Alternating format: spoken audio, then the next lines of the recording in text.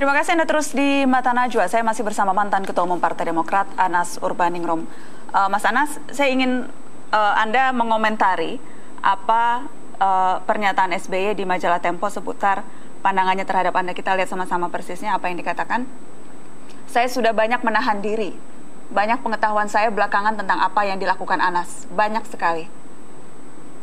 Saya kira betul itu. Beliau banyak sekali tahu tentang Anas. Spesifiknya yang dimaksud adalah tahu apa yang manuver-manuver apa yang Anda lakukan belakangan ini setelah Anda dicopot dari Ketua Umum Partai Demokrat. Sebagai Presiden punya alat negara, dan alat negara saya rasakan betul, saya tahu digunakan untuk mengikuti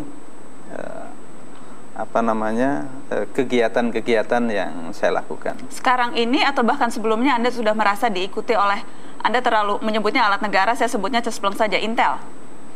Sebelum itu, suatu hari saya ada pertemuan dengan senior Bang Akbar ya. Pertemuan dengan Bang Akbar sebagai senior kan hal yang biasa. Tetapi 1,5 jam kemudian saya sudah dapat SMS yang isinya, Anas tidak perlu pertemuan dengan AT. Pernah suatu hari saya dengan Saan itu pertemuan dengan Bambang Susatyo. Bukan konteks politik, itu konteks sama-sama pengurus Kahmi. Tetapi juga dapat SMS, tidak perlu ketemu Bambang Susatyo. Spesifik langsung dari SB, bukan dari orangnya, dekatnya atau? Ini bisa jadi fitnah. Jadi kemudian Anda diberi peringatan tidak usah bertemu sekelompok orang tertentu, begitu? Yang ingin saya katakan adalah saya membenarkan apa yang disampaikan beliau, bahwa beliau tahu banyak apa yang dilakukan Anas. Mengapa tahu banyak? Ya, memang ada sarana untuk tahu. Akhir-akhir ini Anda merasa alat negara atau Intel tadi juga semakin dekat menempel? Saya rasakan betul yang telanjang, yang terbuka itu ketika KLB di Bali. Saya datang ke Bali bukan untuk urusan KLB. Memang waktunya kebetulan sama dengan KLB. Disama-samakan ya? Ya. Saya datang, tujuan saya adalah besuk ibunya sahabat saya, Pak Pasek. Saya ke Buleleng.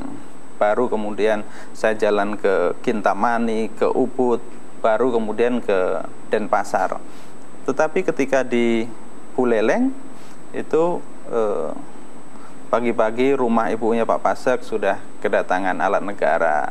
Tanya, apa betul ada tamu dari Jakarta, nginapnya di mana? Hotelnya kakaknya Pak Pasek juga didatangi.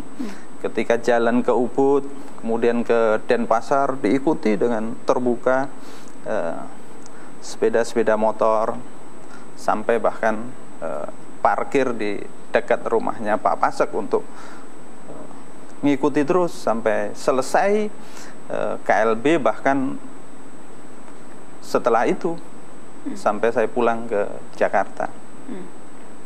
Jadi turis tapi terasa teroris begitu. Itu menurut Anda yang ditugaskan oleh lingkaran dalam kekuasaan untuk mengawasi Anas, atau memang karena sekarang toh status Anda sebagai tersangka, Mas Anas? Jadi mungkin saja itu orang KPK atau polisi yang mau memastikan tersangkanya tidak kemana-mana. Kalau ke Bali kan tidak kemana-mana. Dan saya tidak bisa kemana-mana, orang Anas sudah dicekal. Bukan hanya dicekal, paspor saya dijemput di rumah kan. Tersangka yang lain tidak pernah paspornya. Yang dicekal paspornya dijemput di rumah, belum pernah. Tapi kan Anas diistimewakan. Sampai sekarang Anda juga masih ada merasa diikuti? Ya, kadang-kadang ada tukang bakso dekat rumah, ada tukang gorengan di dekat rumah. Yang jelas posturnya, gerak-geriknya itu bukan tukang bakso, bukan tukang gorengan. Kalau tukang gorengan kan saya tahu karena saya suka beli gorengan kan.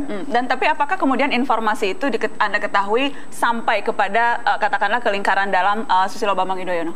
Ada pernyataan salah seorang elit partai. Saya ingat betul ini hari Jumat malam ya. Sudah ada, saya baca pernyataan di media. Saya sudah tahu Anas ada di Bali dari informasi sebuah institusi. Itu saja poinnya, bahwa Anas membenarkan, menggarisbawahi pernyataan Pak SBY. Hubungan Anda dengan Ibas, Sekjen? Baik, sepanjang... Lebih baik dari bapaknya? Sepanjang saya jadi ketua umum dan Sekjen, saya merasakan kompak, tidak ada soal apa-apa, kami saling hormat-menghormati. Tugas ketua umum saya jalankan, tugas Sekjen dijalankan Mas Ibas, hubungan ketua umum dan Sekjen cukup baik. Apakah pernah dalam kesempatan ketika Anda begitu terpojok, Ibas terang-terangan membela Anda? Terang-terangan tidak, tetapi saya bisa merasakan betapa Mas Ibas merasa tidak enak dan pernah kirim pesan ke saya lewat BB, minta maaf atas situasi itu. BBM meminta maaf atas apa? Ya, situasi yang tidak enak itu maaf Tum, situasinya memang tidak enak. Jadi saya bisa merasakan atau menyesal tidak bisa membela Anda di hadapan Wan Bin, begitu? Saya bisa merasakan apa yang Ketum merasakan. Nah, kira-kira begitulah intinya. Bercerita apakah memang sudah usaha Pol untuk membela Anas ketika itu di hadapan ayahnya?